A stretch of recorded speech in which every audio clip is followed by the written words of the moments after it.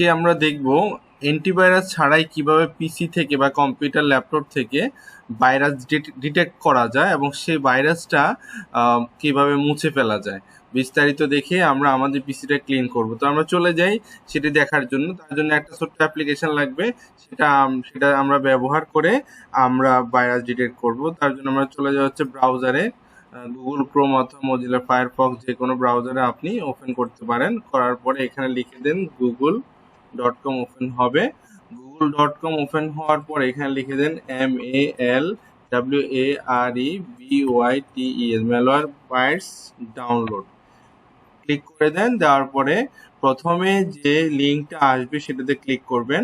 হ্যাঁ, download malware virus remover, এটা হচ্ছে ওয়ান টাইম সফটওয়্যার, আপনি ভাইরাস ডিটেক্ট করে আবার মুছে দিতে পারেন। ঠিক আছে, এটা নিয়মিত আপডেট হয়ে থাকে, খুব চমৎকার একটি সফটওয়্যার। এই সফটওয়্যারটি আমরা ক্লিক করি।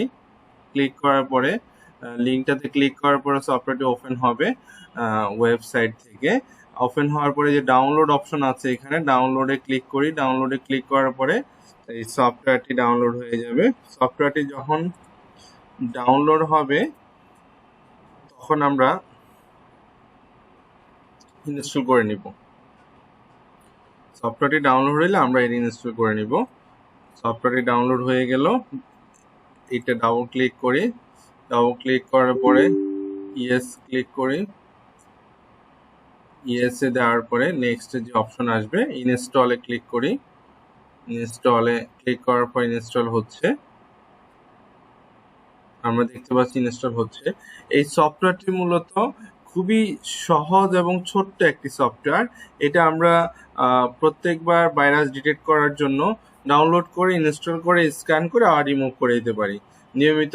এটাই আমরা পিসিতে রাখতে হবে এমন না, এইটা শুধুমাত্র কম্পিউটারে ইনস্টল করে ভাইরাস ডিটেক্ট করে ডিলিট করে দেওয়ার জন্য। ঠিক আছে, নিয়মিত এই কোম্পানি সফটওয়্যারটি নিয়মিত তারা হালনাগাদ করে রাখে। হ্যাঁ, তো অ্যান্টিভাইরাস যেরকম পিসিতে রাখতেই হয়, আবার এটা রেখে নিয়মিত স্ক্যান করতে হয়, তারপরে কম্পিউটারটা কি স্লো হয়ে যায়, এই ধরনের ইস্যুগুলা এই সফটওয়্যারে নাই।